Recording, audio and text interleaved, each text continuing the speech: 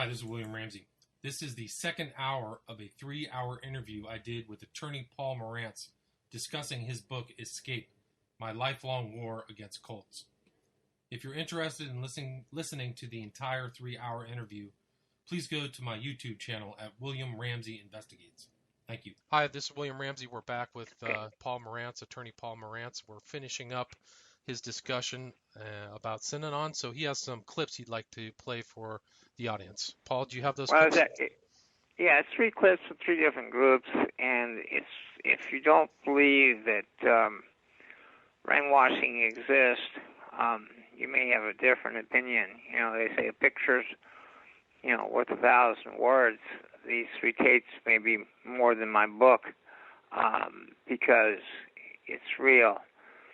And so, first this is Jonestown, and the setting is before they take the Kool-Aid, and people are giving testimonials to Jim Jones, and one man says that he will lay down his life, and but not his daughter's.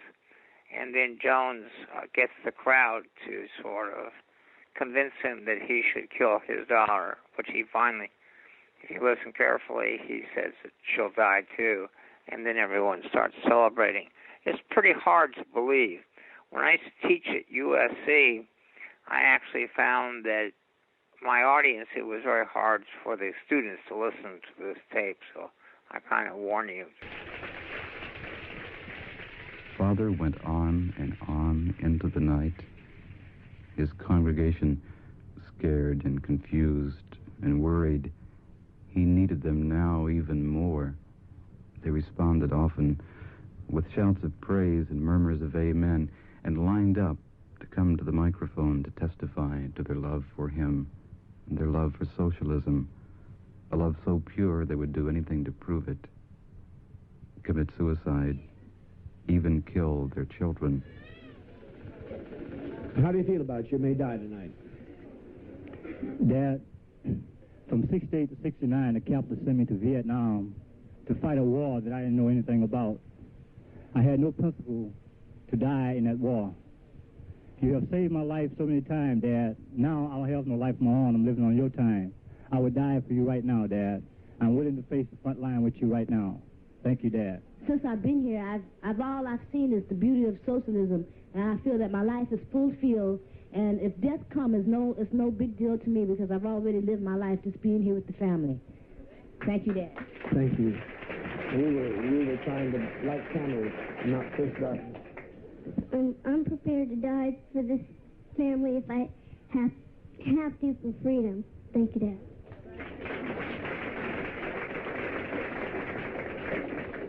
I'm also prepared to die after 44 years of not being able to contribute anything to this life or finding any point or reason for it at all, and not being well known at all. There sure would be no glory in it. But for the children here, for the freedom, as long as there's one remains on this earth that isn't free, none of us are free. And I'm prepared to give my life if need be. No, I'd give mine in the place of hers. Would you like her to be taken by the fascists then? And hold it now. He worked out on a sensitive point that maybe you think about it. They brought up a sensitive question, and you may not understand the gravity of that question, but all of our children have faced this. We went through white nights, so they'll not be hurt by it. We haven't had any child causing us any difficulties by facing this kind of thought. Jerry, the question would be, if the fascists were coming up the road right now, and we were going to lay down our lives and fight for it, you say you would give your life for your child's, but would you leave it for the fascists to have? What would you do in that case? If it came to that, I would have to take her life. Fine. You understand that? You understand that? Well, you... But she's so old, she'd fight. How old is your child? 11. Well, she passed the age. We fight at 11. It's under that we consider that. She would take up a cutlass and fight till she was dead, unless it came to an overwhelming invasion, Then we would gently put them to sleep, which we have, where they never know what hits them. We are already prepared for that.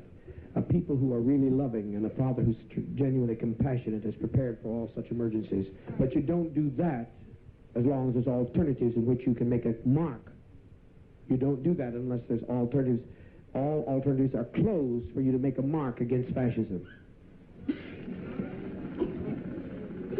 Yes, I think we all should die tonight if it's our turn. I'm willing, Father, to stand with you all the way, just like I always have told you 3 years ago. Everything seems and will always be the same. I'm not changing. You don't need to say. You don't need to say no more. I remember your fight. I love you, Father. I know you do. I know some of my people that others go. I felt like they're gonna hurt you. When they hurt you, they hurt me. I'll tell you the truth. I'm not gonna lie. You're the only father I have. It's the only family I have. I give up my brother. I remember you fighting. You. I remember when you sang, I never heard him. Sing it for us right now. I'm going to sing it for you. All the days of my life, ever since I've been born, I never heard a man speak like this man before. I never heard a man speak like this man before. All the days of my life, ever since I've been born, I never heard a man speak like this man before. Come on, sing it. Ever heard a man speak like this man before? The days of my life, ever since I've been born, never heard a man like this man before. That's true. Wherever in the hell it's brought us on principle, it brought us on courage, and it brought us to the right place. I never heard a man speak like this man before. I never heard a man speak like this man before. All the days of my life, ever since I've been born, I never. Louder, louder. Clap your hands. I never.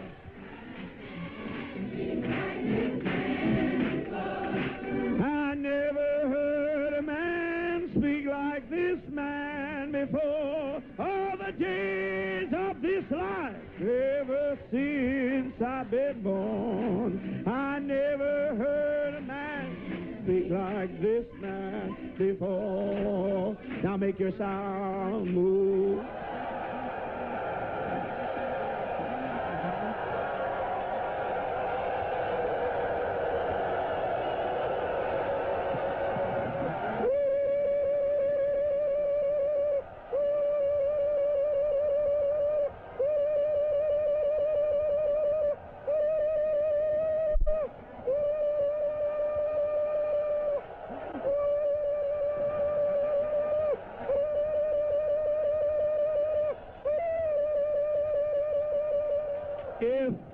If by any chance you would make a mistake to try to come in and take any one of us, we will not let you. You will die. You will have to take anybody over all of our dead bodies.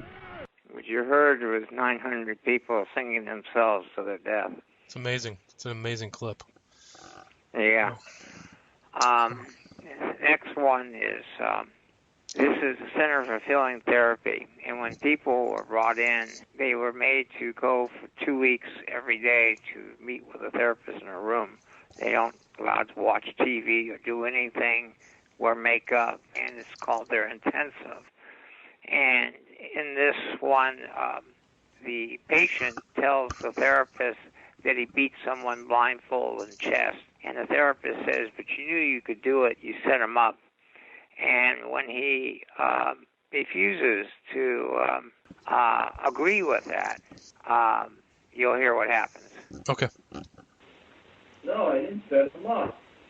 Did you think you would play better with me? Yeah. I wasn't sure. Yeah. be sure of that. Fucking boy, stop it! Don't do that again! One more fucking time, I'm gonna rip you apart! I'm not fucking around! I mean it! I know you do. God damn it! You want to play innocent right now? No. Well, you better get up and do something about it. Let's hear the innocent boy. Let's hear it. Stop it, God damn it. Say that again. Stop it. Keep saying it. Stop it. Keep saying it. Stop it. I'm not going to stop it until you get that fucking voice out of you. Stop it, God damn it. Stop it. Stop it. Don't kick me, you asshole. I'll beat that shit out of you. I know you will. Stop it. You want to play innocent? No, I want to play innocent. Then you start talking. Stand up. So start talking. Oh, you scared me. I can't. Stand up. Now let's hear it. I'm afraid you're going to... Oh, fuck. You're not afraid I'm going to kill you. Stand up. Now talk. Nothing's coming out. I'm afraid. That's right. Nothing's coming out.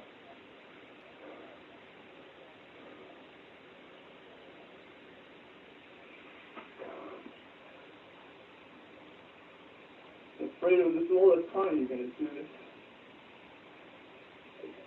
With my brother. Oh, my. There's the innocent boy. I'm afraid, goddammit! You hit me. You really hurt me. I really hit you. I really hurt you. Because I don't take setup. Other people take setup. You set people up. If you set me up, you pay for it. You got it? Yeah, I got it. I got it. I didn't know. Now, you talk about all the setups you went through yesterday. Start with Frank.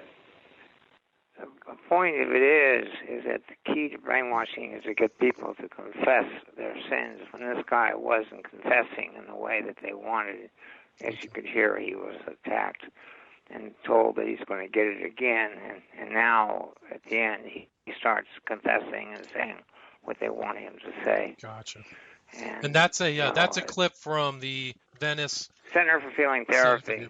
Joseph Hart, who actually was teaching at USC at that time, and they actually, when they started, they were teaching at Irvine and recruited a large part of their class to join the Center for Feeling Therapy.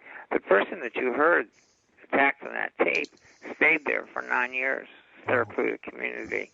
Remarkable. They controlled, who they lived with, who they could have sex with. They had to get permission to break up. They were assigned jobs. It was pretty amazing. And then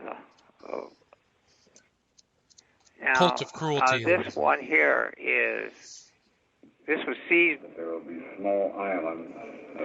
This was seized by the LA Police Department on a search warrant at Synanon, and after the attack on me.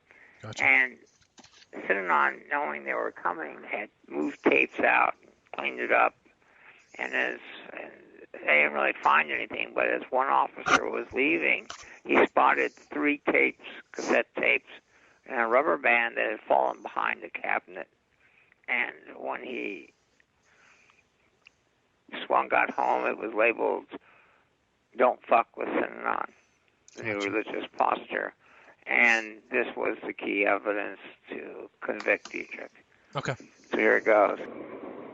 And I keep thinking of the militant posture. Militant against you, don't tread on me, or something like that. And that's what I think we must do that. I think we must do that. And I think taking this kind of a posture will decimate our population once again. Because it means doing something, which is, doing something different, which is the most frightening thing in another direction of society. Other other-directed mentality, being at all eccentric. And I think we'll decimate our population, which will be good. There are lots and lots of people. We don't know who they are yet. Some of them are in cinema, not too many. But they're looking for an aggressive, militant, religious posture, not lying down with the man, you know, and not passive.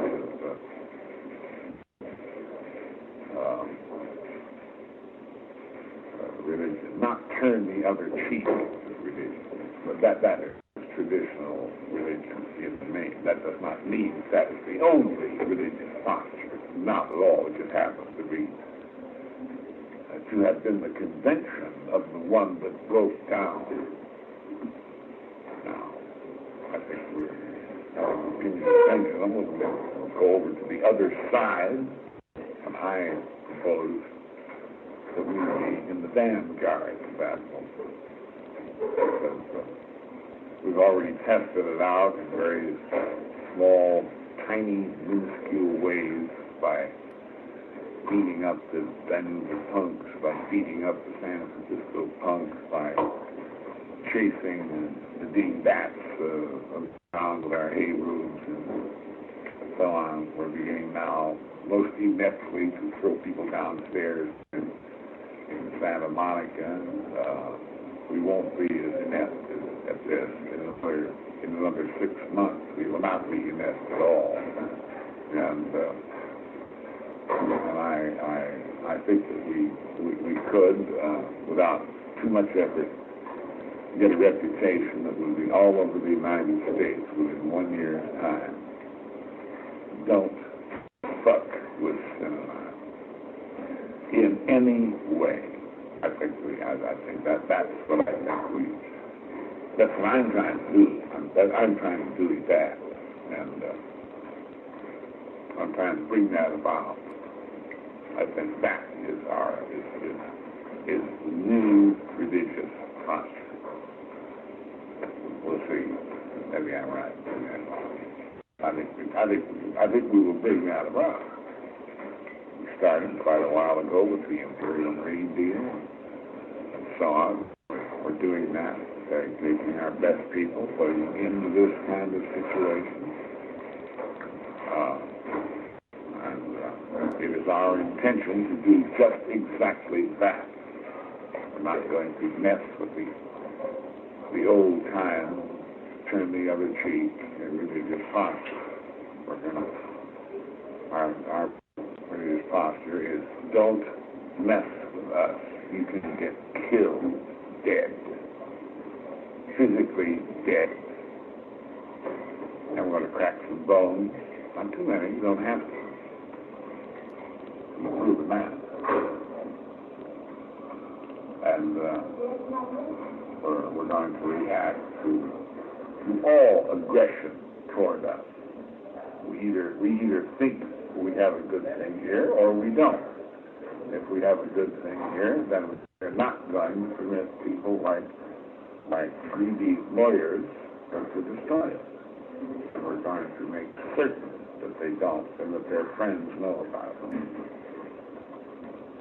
That's remarkable. Well, what year was that? Yeah, and it was remarkable, but as I'm listening to it, who does he sound most like that you've been hearing, talking somewhat similar to that? Well, that guy, that Dieterich sounded a lot like Jim Jones to me. Very aggressive. Well, yes, but I'm talking about in the recent last year. Oh, I think that Trump. Yes. We're going to bring back waterboarding. We're going to do a lot more. We're going to, make America great again by, what we're going to do to our enemies. I want to stop the libel laws. It's one of the reasons I'm frightened is because I've heard this tape and I could, similarities. Do you know what year that was that he recorded that? Yes, it was September 5th, 1977. 77, so it was late. But there was this was at morning court, in morning court in Synanon. Dietrich would have the microphone be played on the wire, be over breakfast, and it would be replayed over and over again. But they would write down summaries of his speeches at Think Table, and later when Dietrich was arrested, they had his Think Tables for all of 77 through to the present, and from the summaries you can see that this was a constant theme repeated over and over again at morning court, what they're going to do to the enemies. Right. Well, he repeats himself too. That's kind of like a rhetorical strategy too, is to impart that upon people by just saying, it's a new, different posture. No more turn the other cheek. He just sees that over. How long did that tape go for? Well, I just played you, part of it. How long is this usually? Well, like 30 minutes? Would he drone on for hours? He could go on because he could go from subject to subject. There was another tape that they seized called "The Freebies Are Over," which planned how they were going to get the money out of Synanon into their private pockets. Gotcha. But what's amazing is later in the tape is one of the lawyers speaks up, and it's like talks about me, and so you realize that makes it so chilling is you can hear people having breakfast and listening and joining, saying yes, and there's nobody who says, wait a second, we can't kill people. Right. Yeah, it's crazy. Well, let's go back. Let's go back to where we think it's crazy, but it's not. Well, it's the way human beings are. It explains. Cults are microisms of larger society. When you really study them, you sort of understand what happens in nations at a bigger level. You sort of understand, why ISIS was so predictable a result from the Iraq War. You understand how people polarize, particularly when they're attacked. Right. And I think it had a lot to do with the way the election went. Was the if you look at my book, it was written 2011. It came out in 2012. Mm-hmm. And I said, what does the future hold after the economic chaos in 2008? Right. The fear over loss of jobs the modern technology has, and the globalization, and then the ability for someone to rally people through social media. What will the future hold? Of course, I never said, the person. That was very portentous because Trump clearly is playing off of people's fears, and he's a master of social media.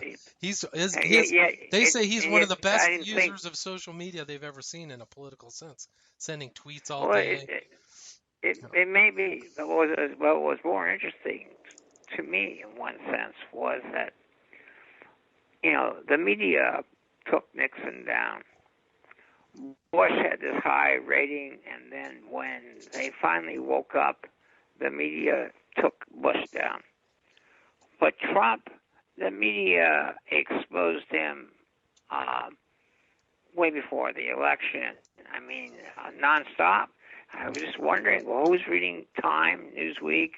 Who's listening to John Oliver? It was hard.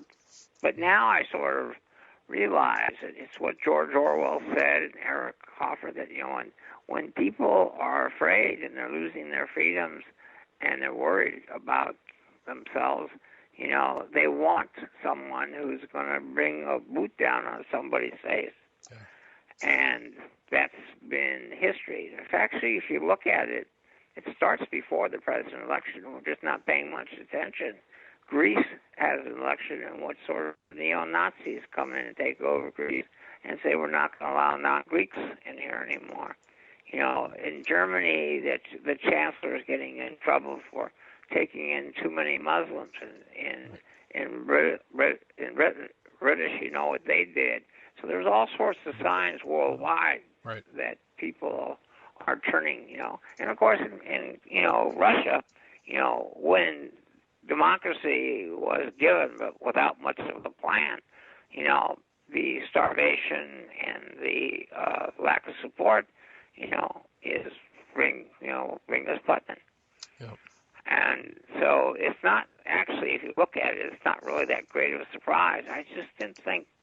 I thought the difference in the United States and elsewhere is our free media, and it's the first time I sort of seen it not protect us. Well, I think that they attacked Trump pretty viciously. In my opinion, they were after him all the time, but it didn't seem to resonate with people. I think it may have actually worked against them because that solidified people's position, like, those guys are all a cartel. Yeah, but also I think that the Democrats underestimated just how much people were fed up with the Clintons. Yeah, I think so. I mean, that was a big part of it. I don't think Hillary Clinton was. Yeah, she's not a great candidate. She's not a great. I mean, Trump is a lousy candidate. In fact, she was a lousy candidate, and what she did most of the time is drop to his level and get in a pissing fight with him. That's true. And he's much better at it than she is. Yeah. She needed to keep it like, just go on, Donald, but I'm going to talk about issues. And what my plans when she said are. deplorables and called them deplorables, that's when I knew she was going to be in deep trouble, because then she really alienated people against him. Half of his supporters are deplorables. Those are the people who are going to go out and vote. She just incentivized people who were on the fence to vote against her. So I think that was a big mistake. That's the sense that the Clintons were arrogant and, think that they're sort of royalty and they've been making too much money. And I think there was a lot of that, Yeah. Hi, this is William. We took a little break and returned to the subject of Synanon and Charles Dieterich. Thank you. All right, Paul Morantz, if we're back, can you please follow up where we left off and talk about the Imperial Marines and their association with Synanon? In the tape that I know is going to be played here, or has been played about Dietrich, he talks about they beat up the Danuba punks and the San Francisco punks and were throwing people downstairs in Santa Monica. They had already, by 75, began to beat up people. In Santa Monica, they took them down in the basement. And the Danuba punks were some young kids who managed to make the mistake of hitting a Synanon post up in Visalia. Their car went running. When they came back to get it with some friends, the car had been moved on Synanon property. And when they went on there, the doors closed and people came out with clubs and handles and hospitalized the kids. And the same thing happened in San Francisco. And things like that also happened in Santa Monica. A kid slept in a van in Synanon parking lot so he'd go surfing in the morning. I think he was 17 or 18. And they surrounded the van, took him out, and beat him up. Later, two black couples in the same car came in looking for a parking space, and they were attacked, mercifully beaten. And Dietrich on the tape says we're going to get better at this. And so in April of 1977, 12 to 15 people are put on a list to be Imperial Marines. And in Depot Flats in Visalia, next to Synanon's airstrip, they commenced training to become Imperial Marines, being taught by an ex-sergeant in the military, and then ultimately by a Dr. Doug Robeson. And they learn about rattlesnakes, and they catch them, and they learn about Dr. Robeson tells them how the rattlesnake can kill a person. And they are taught that their mission is to protect Synanon, to go out and get the enemies. And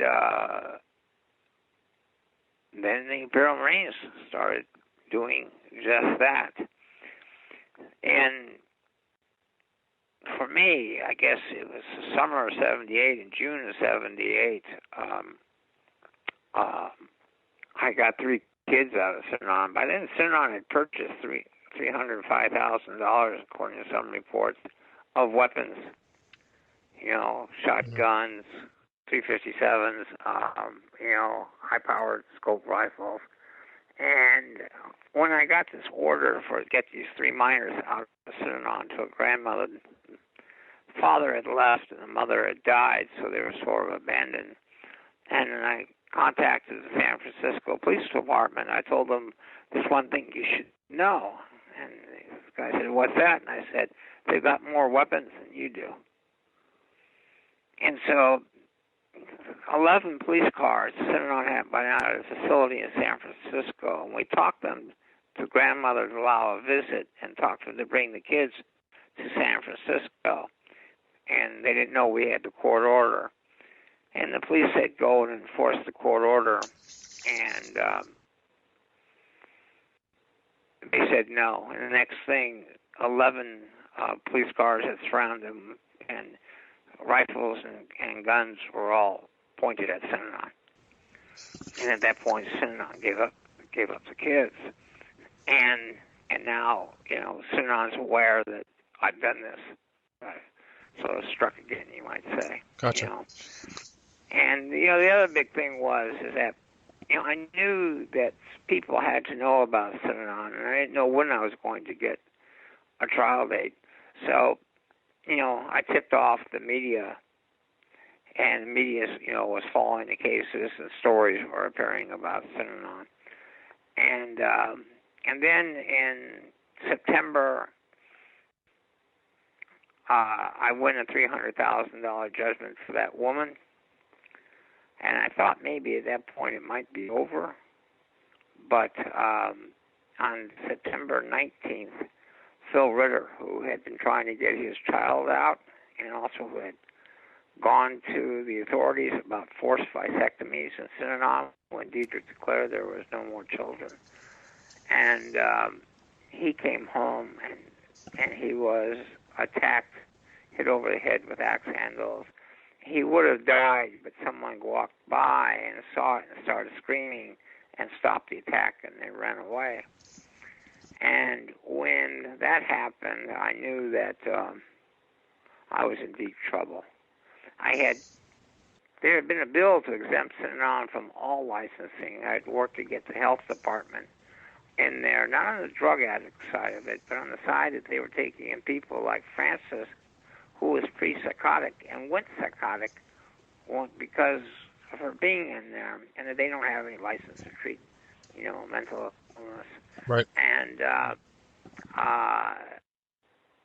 so now Herschel Rosenthal was an assemblyman who was putting through a bill to exempt Synanon from all licensing. Barbara Boxer was then a Marin County councilwoman, and she had somebody in the county council call me and request that I go to Sacramento to defeat the bill. She was kind of afraid because they were constituents, and Marin County was very sparse in those days, a small little town the size of Synanon. It was intimidating everyone, particularly with the beatings. Right. And so I went, and the bill got defeated in the last committee by one vote. So when Phil Ritter got attacked, I knew that if they would do that to Phil Ritter, I was in big trouble because they would want me. I would be enemy number one. Right, and they had said, and Dietrich had said on the wire, he said, "Who is this guy Morantz? Why didn't someone break his leg?" So he had said threatening things about you, probably without your knowledge at the time, right?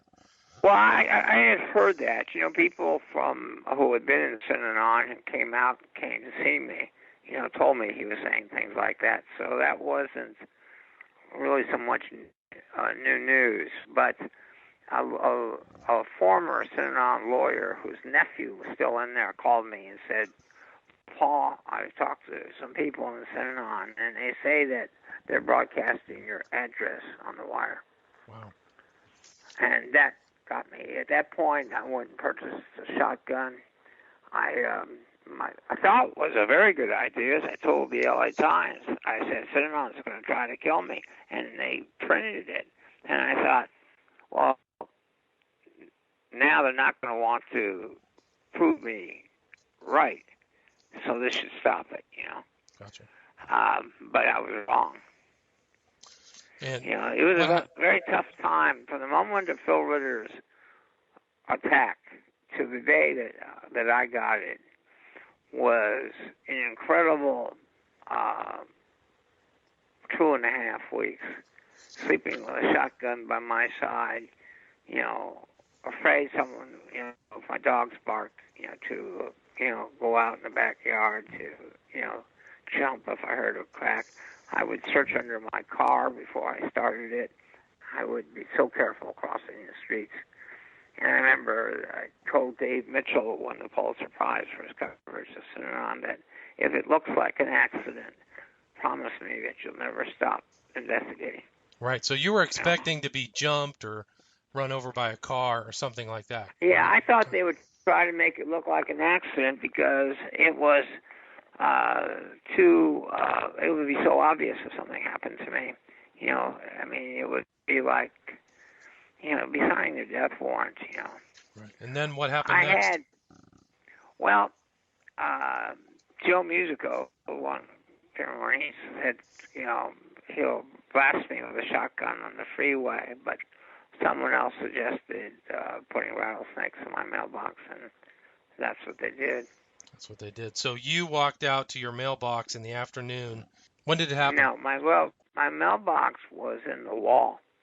I had returned from a meeting with a representative of the Governor Brown's office, Department of Justice, and it was, that's to say the Synanon was trying to kill me. And by this time, a whole list of ex-Synanon people had signed a document about beatings and what was going on and gave it to the authorities because of what they did to Phil Ritter. So now there was starting to be this, maybe there really is something here. And they're meeting with me and LAPD intelligence, which I had just helped with EST.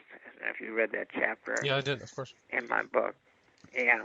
And so the same LAPD guys that had asked me to help them with EST, believed me, and they were there and had this meeting.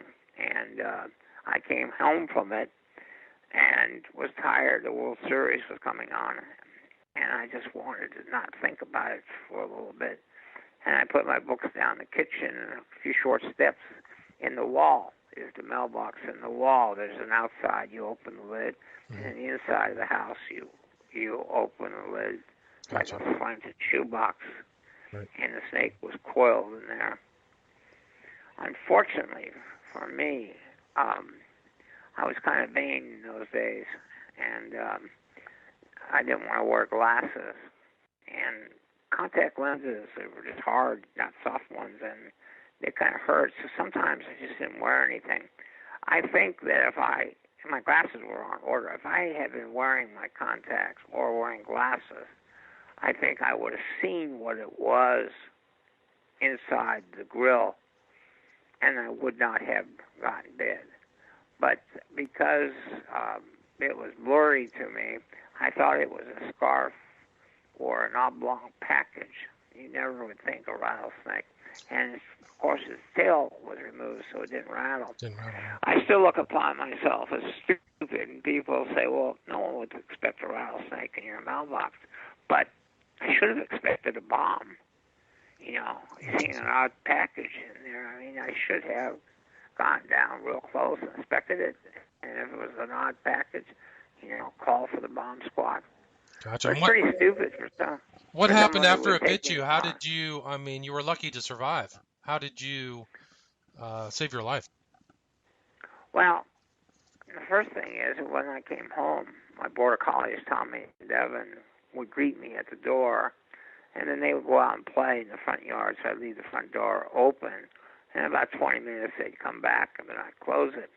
Well, they heard me scream, and they were coming charging full speed back to the front of the house, and the snake had recoiled on the floor, and so I had to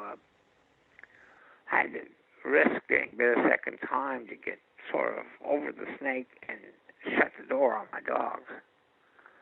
And then I used to study when I was in elementary school, sort of herpetology as a hobby, and I used to catch lizards and things, and I sort of knew that I was supposed to get ice. I was trying, and knew I had to stay calm, and I when you opened the back door, I knocked out the wood piece that would keep the sliding glass door from opening so someone could get in. I went out the rear of the kitchen door and locked it as I went because I wanted to make sure that no kids came in the house. And then as I went out the back door, I started screaming to my neighbor to call an ambulance, and that I had been bitten by a rattlesnake, with Synanon. And apparently I was in the street pretty much screaming, and people came out, and they laid me down and put blankets over me. And as with luck would have it, one of my neighbors at the college he was at, he had just taken a course on what to do in a rattlesnake bite. Wow. And he, cut my hand and tied a tourniquet, took off his shirt and tied a tourniquet, and he may have saved my life. Wow, that's amazing. That's very fortunate. Yeah. Very fortunate. So back then, that was a big story in the local news and the media, correct? Yeah, in fact, I remember, they didn't have enough anti-venom at Santa Monica Hospital. I got 3 vials and then was transferred to USC, which was a snake capital, actually, a treatment in the world at that time. And I remember the doctor, a young woman doctor, came in, and she sort of laughed and she said, "How did a big, strong man like you manage to get bit by a rattlesnake?" And I said, "It was in my mailbox. It was a murder attempt." And she looked at me like, "What?" And then all of a sudden, she heard noise behind her, and she saw all the policemen lighting up the hallway to protect me. Amazing. That's an incredible story. There's a picture of you in your book in the hospital bed with tons of photographers and guys from the media taking pictures of you. It's a pretty interesting. Yeah, it was a pretty amazing thing because, it was like at the time, even though I'd see some new stuff on TV, I had no idea what was going on in the outside world. I didn't really have quite the sense of that this was the biggest news story in the world at this point. And so when they told me that they were taking me in the room to talk to some press, I just expected, a few media people. And when I was wheeled into that room, I was shocked. It was a big story. Unfortunately, I gave such a big speech about how there was going to be more violence and more cult violence that 2 of the people who were there went to Jonestown and died. That's a remarkable story. You even merited a comment from William S. Burroughs, who said, "Hardcore Synanon members still believe the media put that rattlesnake in Paul Morantz's mailbox to discredit Synanon. Is there any limit to brainwashing?" William Burroughs wrote. Yeah, it's become a famous quote. I feel kind of honored. I always remember Chevy Chase's comment on Saturday Night Live. What did he say? Well, he used to do this newscast where he was the newscaster, and he said, "Today, Synanon, the drug rehab, has announced that it's Christmas going out of business sale. So send in your checks early to get a rattlesnake for your very own mailbox." Wow. Oh, I didn't hear that. Yeah, it becomes sort of a national joke. Another one was, why did 1,000 Synanon people commit suicide? Why? To keep up with the Joneses. Oh my gosh. So what was the fallout from the rattlesnake bite, and how did that affect Synanon? Well, Synanon is pretty amazing. Dan Garrett, who was the head of the Synanon legal department, who had, trashed and defeated everybody, finally he took it over running Synanon because Dietrich was now stone drunk and, was put in jail and everything. And when Dietrich sort of came out of it and found Garrett in control, he sort of pushed Garrett out. Howard Garfield had left just before the attack, and lawyer in San Francisco. A lot of people believe it was because they were planning the murders, and some people also think that there might have been some conversation about group sex. In December 1977, Dietrich, after his wife died, ordered all the couples to change partners. And so they didn't know what he was going to do next. But so Phil Burdett sort of inherited it, and there was an onslaught of litigation with Synanon in the criminal case. There's a very short aside story to this that is kind of interesting, if you want me. Yeah, please do. Please tell me. In 1975, I think it was, they opened the Federal Public Defender's Office in Los Angeles. They didn't have one until then. They only had the State Public Defender. And a man who had been framed by a detective in Buena Park and spent 2.5 years in the federal penitentiary, a private investigator for this new office was able to prove the frame and got him released from prison, and they arrested the crime lab guy who manufactured the evidence against him. And I went to do a story. I remember I was doing magazine article writing, and I wrote this for Coast magazine. And I went and interviewed the very first man to serve as federal public defender, and his name was John Vandekamp. And we sort of hit it off. And then he called me to tell me how much he liked the article. And I said to him, John, I know that you're going to be a politician. I know that this is just your first stepping stone. And I said that I hate politics, but I believe in you. And I said, if you ever need to have a volunteer, or you need volunteers for something when you make your move to run for offices, you can call on me. And he never did call on me. But when I got to Rattlesnake, John Vandekamp was the district attorney of Los Angeles. Interesting. Yeah. And Synanon never knew that, Vandekamp assigned the 3 best deputies in his office. Major crimes went into, they were working on the Hillside Strangler, but now they're working on Synanon. It was pretty amazing the job that the police and the district attorney's office had done. What criminal charges were filed against Synanon? What's that? Do you know the criminal charges that were filed? Were they convicted? Yes, conspiracy to commit murder, and also Diedrich was charged with ordering a kidnapping of somebody.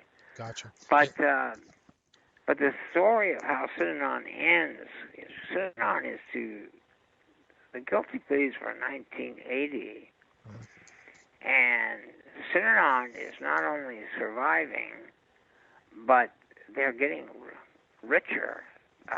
People are still sending money to for the merchandise, right? For the merchandise. Merchandise, and they're making money. I think you even had somebody on your show who, didn't die in Jonestown, who joined Synanon after the rattlesnake. Yes. Yep. So what happened is that finally in '82, I have to tell an interesting little story. I'm sorry it goes back, but it's worth it. No, do it. No, your stories are fantastic. In 1978, Peter Bourne is the sort of drug czar and consultant of President Carter, and very good friends with his sister, who, if you know, was sort of into the self-help stars. And she was like a new ager, right? Yeah. She invited Werner Erhard to come to to the White House, and she also through Bourne opened invitations to Synanon. So Synanon goes to Washington D.C. and puts a down payment to buy the Boston house, and the Boston house. This is in summer. Around July of '78, the Boston House is going to be the embassy to the White House, and Synanon then first tries to buy out the tenants to leave, and then starts using terrorism and physical threats on the other ones to get rid of them. one of the people that did that too was an aide to Adlai Stevenson. That he went to the media. NBC had done a segment 3 on Synanon, and so now the media is hanging outside the Boston House. Dietrich and Garfield come out, and Dietrich goes after a photographer with a cane, I think, and arrest warrant goes out for Dietrich and Garfield. And at that point, Synanon, they all flee. In fact, they go to Italy. And it was there in Italy that Dietrich began drinking again. Right. He was like off for 17 years or something, right? Yeah. And a lot of people think that that's where he gave the orders on Ritter and me. But in Synanon, they started drinking. So, but that was in your yeah. Okay, so now Synanon sues the owner of the Boston House, Bernstein, to get their security deposit back, saying that he didn't tell them the truth about zoning laws and that they were having problems. And he says, I'm not giving deposit. And he files a cross-complaint against Synanon saying, you didn't tell us that you're a terrorist organization and you terrorized my tenants and drove them out. And he wants money. Now, that becomes very important. And the reason is, now 1982, the IRS finally says, you got to pay taxes, retroactively the last 3 years. And Synanon files a lawsuit to challenge that.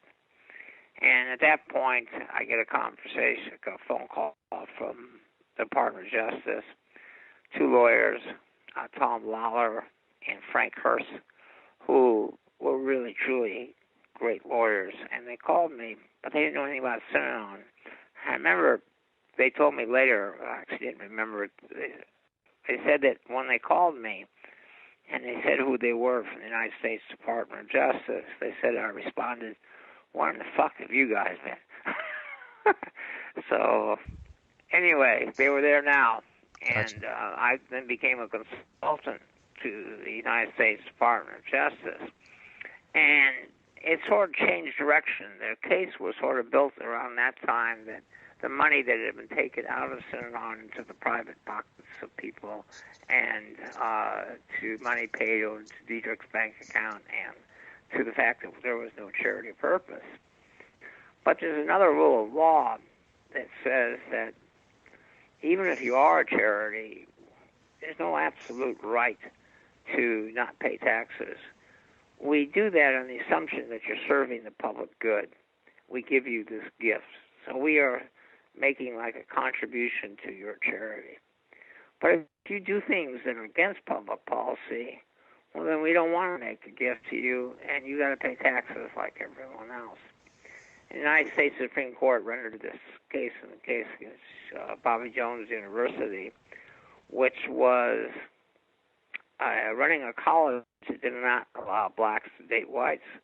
So they said, well, that's against public policy, so we don't care if you're church-owned or not, you're paying taxes. And so what I said to them, I said, it seems to me like terrorism and trying to kill people is sort of against public policy. Right, good point. And by that time, we had the mass of documents of Synanon, which is another story if you want to hear how they were obtained. They were actually obtained by lawyers for ABC. That said, beat them up, we're going to go out and get the enemies, knock their teeth out, all these documents. Synanon kept records on all their beatings and everything they did. I was able to identify from documents, I think, 87 or 88 beatings. And that part of my book that you read gave details on the beatings were largely from Synanon documents. Interesting. That and police reports. And so, since we had all this in writing, and the tape that that I've had you listen to, was you can make a summary judgment motion. There's no issue that Synanon committed acts of terrorism and beatings, and therefore, it's against public policy. They have to be taxed, and their case is thrown out. on a summary judgment motion. So they made that motion, and Synanon is filing its opposition. And while that's going on, in that case against Bernstein, the one in Washington, D.C., right, over the Brown House, they hold a hearing in which former Synanon members get on the stand and testify that after Dietrich was arrested for conspiracy to murder me, there started an operation in Synanon to destroy all the tapes and get them out and hide them, and to erase references to their existence in their computer system. There was 11 days of testimony, and at the end of the hearing, the judge issued an opinion that Synanon was guilty of destroying evidence relating to the issue of whether or not they were a terrorist organization, that the legal department was part of it and with knowledge of Synanon, and said, therefore, they've fought upon the court and denied the right to a fair trial and granted judgment to Bernstein. Now, there's a ruling in the law that exists that if you lose on one issue in a case, you lose that issue on every case. We don't want second trials of issues where you can get conflicting rulings. So it's called collateral estoppel. So if you have a clear ruling that the person is guilty of this, then in every case that's ever filed, he's guilty of this. So I actually wrote a letter. I didn't even realize that it was me until I happened to find it maybe a couple months ago. I wrote a letter to the Department of Justice that basically said, it was giving them advice, on suggestions on the summary judgment motion, draft of it. But I said, because of the Bernstein ruling, couldn't we argue that it's against public policy merely for a charity to destroy evidence as to whether or not they're doing a charitable purposes or not, and that you don't have to even reach the issue of whether or not Synanon committed the violence. The fact that they destroyed the evidence relating to the issue in and of itself would be a violation of public policy. And they filed a second summary judgment motion on that issue, and when signed to the same judge, believe it or not, had the Nixon tapes before him. He must have thought it was a big deja vu. And he granted on that theory. He said that I've been asked to rule as a matter of law Synanon was a terrorist violent organization, and he says, and there is the evidence for me to do that, but it's not necessary because Synanon destroyed evidence intentionally relating to that issue and has lied to the court, about it. The IRS wins. Hi, this is William Ramsey. That was the second hour of a 3-hour interview with attorney Paul Morantz, author of Escape, My Lifelong War Against Cults. His book can be found on Amazon and at his website, www.paulmorantz.com, PaulMorantz.com. The entire 3-hour interview can be heard at my YouTube channel, William Ramsey Investigates. Thanks.